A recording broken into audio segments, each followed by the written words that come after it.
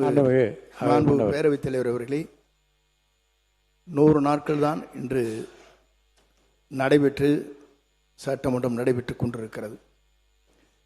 நீங்கள் அறிவித்த அத்தனையும் 5 ஆண்டு காலம் தொடர்ந்து நீங்கள் அறிவித்தும் கூட நீங்கள் தேர்தல் அறிக்கையிலே சொல்ல முடியாத பலவற்றை நீங்களால் அறிவிக்க முடியவில்லை. அதற்கான நிதிகள் நீங்கள் ஒதுக்கப்படவில்லை என்பதை நீங்கள் உணர்ந்திருப்பீர் என்று நான் கருதுகிறேன்.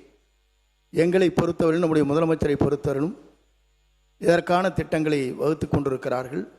நீங்கள் நினைப்பதைப் போல எங்களுடைய தூய்மையான ஆட்சி நிறைவேற்றி காட்டும் என்ற நிலையிலே தான் இந்த ஆட்சி நடைபெற்றுக் கொண்டிருக்கிறதே தவிர 100 நாளுக்குள் நீங்கள் இதை செய்ய வேண்டும் அதை செய்ய வேண்டும் என்று நீங்கள் பேசுவது என்பது சால பொருத்தமாக இருக்கார்.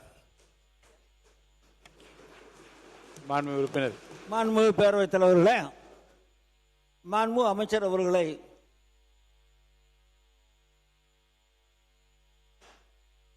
மாண்பு பேரவைத் தலைவர் அவர்களே, மாண்பு உறுப்பினர் அவர்கள் குறிப்பிடுகிற போது 1500 ரூபாய் என்று சொன்னார்கள். இவர் இல்லை நான் அதுக்கப்புறம் சொல்கிறேன். 1500 அப்புறம் கொடுத்தீங்கிறது. ஆனால் 28 மாதம் அறிவித்தும் நீங்கள் 28 மாதம் கொடுக்கவில்லை என்பதுதான் உண்மை. 28 மாத காலத்திற்கு பிறகு நீங்கள் நாடாளுமன்ற தேர்தல் வருகிறது என்பதற்காக உயர்த்தி காட்டினீர்கள் தவிர வேறொன்றுமில்லை. மாண்புமிகு பேரவைத் தலைவர்களே, நாங்கள் சொன்னது உண்மை. நாங்கள் கொடுக்க காலதாமதம் உண்மை. ஆனால் எதற்காக? நாங்கள் ஆட்சி பொறுப்பு ஏற்றவுடனே கொரோனா இருந்தது.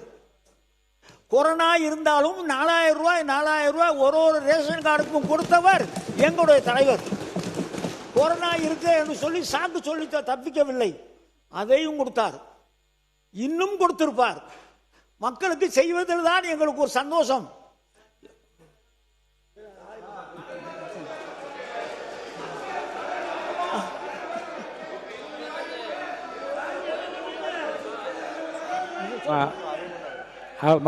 முன்னவர் மாண்பு பேரவைத் தலைவர் அவர்களே, மாண்பு அமைச்சர்கள் குறிப்பிடுகிற போது கொரோனாவை பற்றி சொன்னார்கள். கொரோனா தொற்று நோய் என்பது கோவிட்-19 என்பது 20, 21, 21, 22 ஆண்டு காலத்தில் இருந்திருக்கிறதே தவிர உங்கள் ஆட்சி காலத்திற்கு முன்னாலே இருந்திருக்கிறது என்பதை நீங்கள் மறந்துவிடக்கூடாது.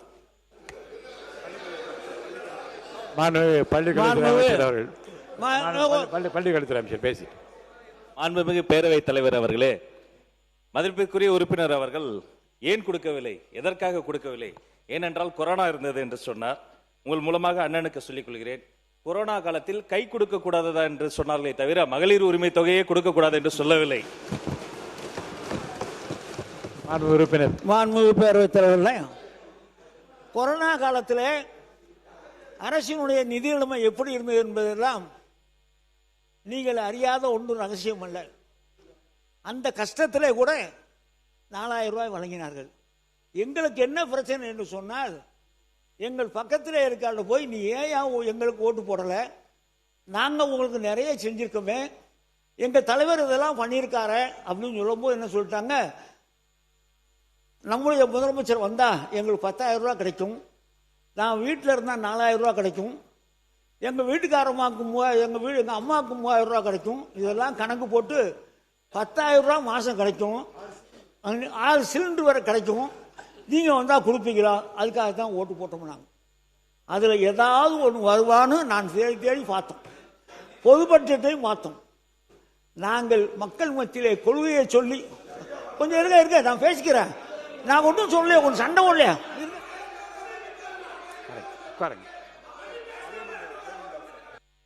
மாண்புமிகு அவை முன்னவர். மாண்புமிகு பேரவைத் தலைவர்களே, முன்னாள் முதலமைச்சரை பற்றி பேசிய அவருடைய கருத்து அவை குறிப்பிலிருந்து நீக்கி விடுமாறு அன்போடு கேட்டுக்கொள்கிறேன்.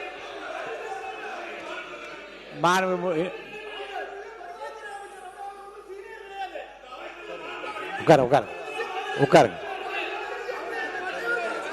மாண்புமிகு உட்காருங்க. நீக்கிட்டேன். அவை குறிப்பு அவைக்கும் நீக்கி இருக்கேன். உட்காருங்க. மாண்புமிகு உறுப்பினர் பேசுங்க. இனிமேல் குறுக்கீடுகளுக்கு சம்பந்தப்பட்ட உட்காருங்க சொல்லிடுறேன். உட்காருங்க.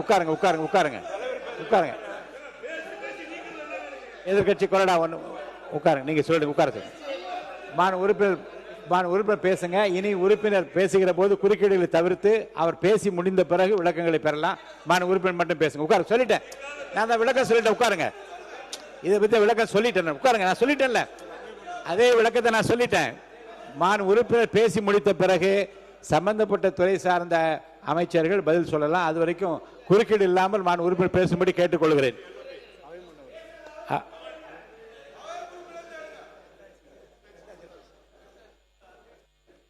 உறுப்பினர் நேரு அவர்கள். மாண்புமிகு பேரவைத் தலைவர் அவர்களே, மாண்புமிகு பேரவைத் தலைவர் மிக அருமையாக இந்த சபையை நடத்தி கொண்டிருக்கிறீர்கள். அமைச்சர்கள் பதில் சொல்கிற போது திராவிட முன்னேற்ற கழகத்தை பற்றியும் திமுக தலைவரை பற்றியும் அவர்களுக்கு என்ன மனதில் பட்டதோ அதை சொல்கிறார்கள். நீங்கள் அது தவறு என்று சொல்லி நீக்குகிறீர்கள். ஆனால் நேரடியாக லைவ் போய் கொண்டிருக்கிறது. அந்த காலத்தில் லைவ் நேரடியாக கண்ட்ரோலில் இருக்கும், பத்திரிகையெல்லாம் வராது. இப்போ நீங்கள் நீக்கினா பத்திரிகைகள் தான் வராது. மேலும் காலையிலிருந்து வனத்துறையை பற்றி அவ்வளவு பெரிய விவாதங்கள் நடைபெற்றது. வனத்துறை அமைச்சர் அப்போது வாயை துறக்கவில்லை. சம்பந்தமே பண்ணால் பெரிய இருக்கிற எங்களை விட சீனியர் செங்கோட்டையன் எனக்கு முன்னால் சட்டமன்றத்துக்கு வந்தவர். அவருடைய துறையிலே அவர் தலைவருடைய பெயரை சொல்லி இப்படியெல்லாம் பேசுவது என்ன நியாயம்? அப்படி பேசுகிற போது மீண்டும் இவர்களும் பேசினால் நீங்கள் சபையை எப்படி நடத்த முடியும் என்பதை கேட்டு. இல்லை அது இல்லை. மாண்புமிகு பேரவைத் தலைவர், ஏற்கனவே ரூலிங் இருக்குது. இது மாதிரி பல முறைகள் அமைச்சர்கள் பெயரை முதலமைச்சர் பெயரை சொல்லுவதன் அடிப்படையில் அம்மையார் காலத்தில் இருந்து 2 பக்கம் பல பிரச்சனைகள் வந்த பிற்பாடு ஒரு முடிவெடுத்தார்கள் பேரவைத் தலைவர். அதாவது இன்றைய முதலமைச்சர் மாண்புமிகு முதலமைச்சர் ஏற்கனவே முன்னாள் முதலமைச்சர் என்று தான் சட்டமன்றத்தில் குறிப்பிடவும் பெயரை சொல்லக்கூடாது என்று ஏற்கனவே ரூலிங் இருக்கிறதுங்க. ஆனால் அதை கடைபிடிச்சா இந்த பிரச்சனைகள் பாதி அடங்கிடும். அதனால் மரியாதை குறைவாக இந்த சட்டமன்றம் நடக்கணும். அதனால் அமைச்சர் பெயரை சொல்வதை விட மாண்புமிகு துறை அமைச்சர் என்று சொல்லலாம். அதுவும் குறிப்பாக முதலமைச்சரை வெளிக்கிற பொழுதும் சரி, முன்னாள் முதலமைச்சரை விற்கிற பொழுது முன்னாள் முதலமைச்சர் என்று தான் விற்கிற ரூலிங் இருக்கிறது. அதனால் அப்படி கடைபிடிச்சாதான் ஒன்று. இன்னொன்று ஏற்கனவே என்னன்னு கேட்டீங்கன்னாக்கா, ஏதாவது அவசர கருதி உடனே பதில் சொன்னாதான் அமைச்சர்கள் எழுதணும். ஏன்னா அமைச்சர்கள் கடைசியாக பேசுவதற்கு நிறைய வாய்ப்பு உண்டு அவர்களை பொறுத்தளவுக்கு. நேரத்தினால கருதி சொல்றேன் நான். எல்லாத்துக்கும் எழுந்து அப்பப்போ பதில் சொல்லணும்னு நினைச்சாக்கா உங்களால் நேரம் கொடுக்க முடியாது. அதையும் கொஞ்சம் பாருங்க. மாண்புடைய உறுப்பினுடைய கருத்துக்கள் கவனத்தில் கொள்ளப்படும். அவை முன்னவர் அவர்கள். மாண்பு பேரவைத் தலைவர் அவர்களே, சொல்லிட்டு எடுத்தாச்சு. மாண்பு பேரவைத் தலைவர் அவர்களே, மாண்பு முன்னாள் அமைச்சர் அவர்கள் இங்கே உரையாற்றுகிற போது சொன்னார்கள் 10,000 கிடைக்கும், 4,000 கிடைக்கும் என்றெல்லாம் சொல்லி எப்போது கிடைக்கும் என்று நாங்கள் ஆசைப்பட்டு ஓட்டு போட்டோம் என்று சொன்னார்கள். உங்களுக்கு ஓட்டு போடாத காரணமே பட்டா கொடுத்தீர்கள், ஆனால் இடமில்லை என்றுதான் மக்கள் கேட்டுக்கொண்டிருக்கிறார். மாண்பு உறுப்பினர்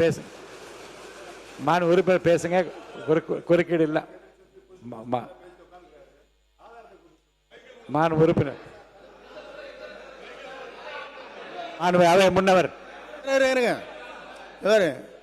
மாண்பு முன்னாள் முதலமைச்சர் அவர்கள், நீங்கள் பேசுவது அழகாகத்தான் இருக்கிற. ஆதாரம் கேட்டீர்கள். ஆதாரம் எவ்வளவு வேண்டுமானாலும் உங்களிடத்திலே ஒப்படைக்கிறோம். இல்ல எங்கிட்ட ஒப்படைங்க, நான் பார்த்துட்டு அவங்களுக்கு கொடுக்குறேன். இல்ல உங்களிடத்து கொடுத்து அவங்களுக்கு கொடுக்க போறோம். ஏன்னு சொன்னீங்கன்னா உட்காந்து ஒரே நிமிஷம் அவசரப்படாதீங்க. இல்ல மாண்பு உறுப்பினர் நான் பேச நீங்க அவை முன்னவர் பேசி முடிக்கட்டும், விடுங்க. அவை முன்னவர் பேசுங்க. மாண்பு பேரவைத் தலைவர் அவர்களே, எங்க இடத்துல வந்த மனுக்கள் அத்தனை இருக்கிறது. பட்டா கொடுத்துட்டாங்க, இடம் காட்டாது விட்டாங்க. இடம் எங்க இருக்குன்னு எங்களுக்கு தெரியலன்னு சொன்னாங்க. அவசர கோலத்தில் இறுதியாக உங்களை ஆட்சி முடிகிற போது 1,00,000க்கு மேற்பட்ட பட்டாக்களை நீங்கள் வழங்கினீர்கள். அதற்கான இடங்கள் பல இடங்களிலே கொடுக்கப்படவில்லை என்ற குற்றச்சாட்டுகள் இருக்கிறது. ஆதாரம் எங்கள் கையிலே இருக்கிறது, உங்களிடத்திலே ஒப்படைக்கிறோம். ஆதாரம். மாண்பு உறுப்பினர் பேசுங்க. இனி குறுக்கீடுகளுக்கு அதிகமாக இடம் இல்லாமல் நீங்க பேசுங்க. இறுதியிலே பதில் சொல்வதற்கு மாண்பு அமைச்சர் வாய்ப்பு தருகிறேன். அது வரைக்கும் மாண்புமிகு சகோதரர் செங்கோட்டையன் அவர்கள் சொல்லியது போல ஒரு சில இடங்களில் தவறு இருக்கலாம். நாங்கள் கொடுத்தது 27,000 பட்டம், 27 லட்சம் பட்டம். அப்ப தவறுகள்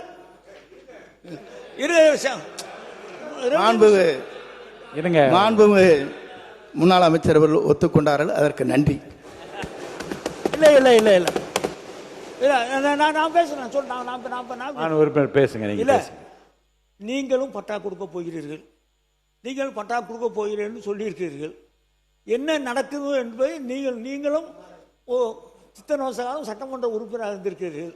என்ன நடக்கும் என்று உங்களுக்கு தெரியும். நாம் நிகழ்ச்சிக்கு போய் நேரத்தில் பட்டா வழங்குவார்கள். அந்த பட்டாவை நம்மளுடைய சர்வேல போய் அளந்து ஒதுக்கீடு பண்ணி கொடுக்க வேண்டும். அந்த பணிகளை இந்த எங்களுடைய அரசாங்கம் ஒழுங்காக செய்திருக்கிறோம், மன நிறைவாக நாங்கள் செய்திருக்கிறோம். அதில் ஏதாவது இருந்தால் நீங்கள் பாருங்கள். இன்னொன்று, நம்முடைய தம்பி அவர்கள் எங்களுடைய தலைவரை பெயர் சொல்லி அழைத்தார்கள். சரி, இல்லை இல்லை இல்லை, அது நீக்கப்பட்டது. நேற்றைய தினம் நம்முடைய முதலமைச்சர் அவர்கள் சென்னையிலே கோட்டையிலே கொடியேற்றினார்கள். அந்த கொடியேற்றுகிற அந்த வாய்ப்பை வாங்கி கொடுத்த புண்ணியமான கலைஞர் தான். அதற்கு ஒரு நன்றி வேண்டாமா?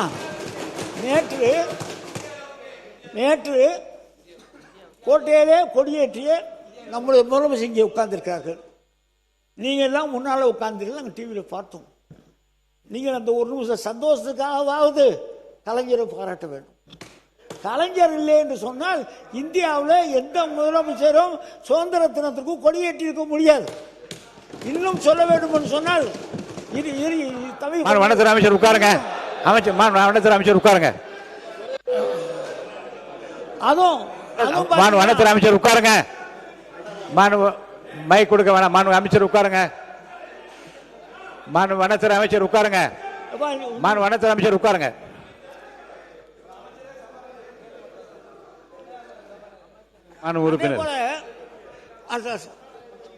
அதே போல மாண்புமிகு பேரவைத் தலைவரோட இந்த புயல் வெள்ளம் வருகிற நேரத்தில் எங்களுடைய முதலமைச்சருக்கு இணையாக யாராவது பணியாற்ற முடியுமா என்று சொன்னால் நிச்சயமாக முடியாது. எனக்கு ஒரு 50 ஆண்டு கால ஒரு அனுபவம் இருக்கிறது. மாண்பு உறுப்பினர் உட்காருங்க. குறுக்க பேசாதீங்க. மாண்பு உறுப்பினர் ஐயா, நீங்க குறுக்க பேச அனுமதி இல்லை. உட்காருங்க. மாண்பு உறுப்பினர் உட்காருங்க. எங்களுடைய நீங்க பேசுங்க. மாண்பு உறுப்பினர் நீங்க பேசுங்க. இரவு 12 மணி ஆனாலும்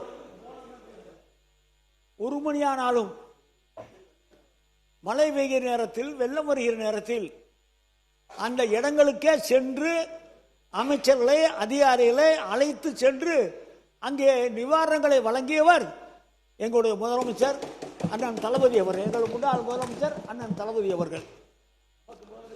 இங்கே சென்னையில் மட்டுமல்ல, தென் மாவட்டங்களில், திருநெல்வேலி, தூத்துக்குடி மாவட்டங்களில் வெள்ளம் வந்த நேரத்திலும் அங்கேயும் போனார். எங்கெங்கே பாதிப்பு வருகிறதோ, வறட்சி வருகிறதோ அங்கேயும் போனார். இன்னும் சொல்ல வேண்டும் சொன்னால், முதலிலே அரசாங்கத்திலே, நம்முடைய தமிழ்நாடு அரசாங்கத்திலே எங்களுடைய தலைவர் அண்ணன் தளபதி அவர்கள்தான் இந்த வெப்ப அலைக்கு என்று சொல்லி ஒரு சட்டமே போட்டிருக்கார். அதைத்தான் நம்முடைய முதலமைச்சரை வைத்து நீங்கள் இப்போ ரிலீஸ் செய்திருக்கிறது. வெப்ப அலை நாங்கள் தான் போட்டிருக்க. இந்த மினிட்ஸ் எடுத்து பாருங்க. இதெல்லாம் எது வரும் என்று சிந்தித்த முதலமைச்சர். வெள்ளம் வருகிறதா, உடனே கூட்டம் போட்டு அதிகாரிகளை, அந்தந்த அதிகாரிகளை ஒவ்வொரு மாவட்டத்திற்கும் சென்று அங்கே பார்க்க இருக்க வேண்டும் என்று சொல்லி உத்தரவிட்டவர் எங்களுடைய தலைவர் அண்ணன் தளபதி அவர்கள்.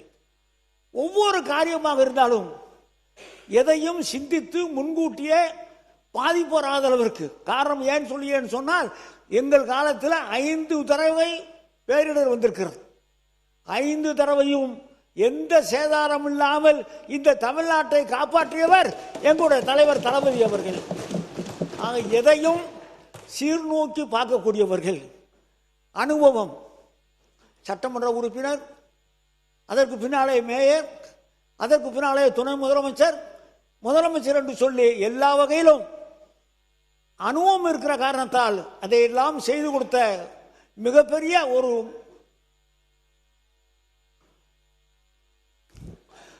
மிகப்பெரிய தலைவராக எங்களுடைய தலைவர் வழங்கினார்கள். இன்னொன்று, சென்னையில் பெல்ட் ஏரியா, நீங்கள் நம்ம ஆஃபீஸில் கேட்கலாம், belt area Chennai, Trichy, corporation area அப்புறம் அந்த காலத்தில் 62லேயே காங்கிரஸ் காலத்தில் ஒரு ஜியோ போட்டிருக்காங்க. அது நல்ல எண்ணத்தோடு தான் இப்போ போட்டிருக்காங்க. விரிவாக்கம் சென்னைக்கு விரிவாக்கம் வருகிற நேரத்தில் இடம் இல்லாமல் போய்விடும் என்று சொல்லி அன்றைக்கு ஒரு ஜியோ இருந்தது 62ல்.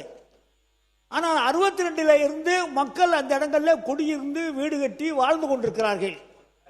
அவர்களெல்லாம் முதலமைச்சரை பார்த்து நாங்கள் எங்கே போவது என்று கேட்ட நேரத்தில் அவர் கண்ணீரை துடைத்து 97 ஜிஓ என்று ஒரு புதிய ஒரு சட்டத்தை போட்டு கேபினெட்டில் அப்ரூவல் வாங்கி 77,000 பேருக்கு தமிழ்நாடு உரம் கார்பரேஷன் பகுதியில் பட்டா வழங்கியவர் எங்களுடைய தலைவர் தளபதி அவர்கள். இதை ஏன் சொல்கிறேன் சொன்னால், சிரமங்கள் வருகிற நேரத்தில் அந்த கண்ணீரை துடைக்கிற கையாக எங்களுடைய தலைவருடைய கை இருந்திருக்கிறது. அது பட்டா வழங்குவதாக இருந்தாலும் சரி, புயல் வெள்ளமாக இருந்தாலும் சரி, இவர் மானியம் கொடுப்பதாக இருந்தாலும் சரி, விவசாயிகளுக்குரிய அந்த மானியம் கொடுப்பதாக இருந்தாலும் சரி, சமூக நல திட்டங்களாக இருந்தாலும் சரி, நாம் சொல்லி கேட்பதை விட அவராக கொடுக்கக்கூடிய வள்ளலாகத்தான் எங்களுக்கு இருந்திருக்கிறார்கள். அவர் ஆட்சியில் மக்கள் சிறப்பாக இருந்திருக்கிறார்கள். அந்த ஆட்சி மீண்டும் வரும், மீண்டும் வரும். அப்படி வருகிற நேரத்தில் நீங்கள் கோய்த்து கொள்ளக்கூடாது. அப்பாவை காணும் என்று சொல்கிறீர்கள். அவர் வருகிற நேரத்தில் பல பேர் நீங்கள் இங்கே இருக்க மாட்டீர்கள், நாங்கள் இருப்போம் என்று சொல்லி நன்றியோடு அமர்கிறேன். நன்றி, வணக்கம். மாண்புமிகு அவை முன்னவர்கள். மாண்பு பேரவைத் தலைவர் அவர்களே, நன்றாகத்தான் பேசினார். எரிதாக பேசுகிற போதுதான் குதர்க்கமாக கொஞ்சம் பேசியிருக்கிறார்கள். இந்த ஆட்சி மீண்டும் வரும் என்று சொன்னீர்கள். என்றைக்கும் உங்கள் ஆட்சி வராது. நம்முடைய தமிழக முதலமைச்சர் வெற்றி தளபதி இருக்கும் வரை உங்கள் தலை தூக்க முடியாது தமிழ்நாட்டில்.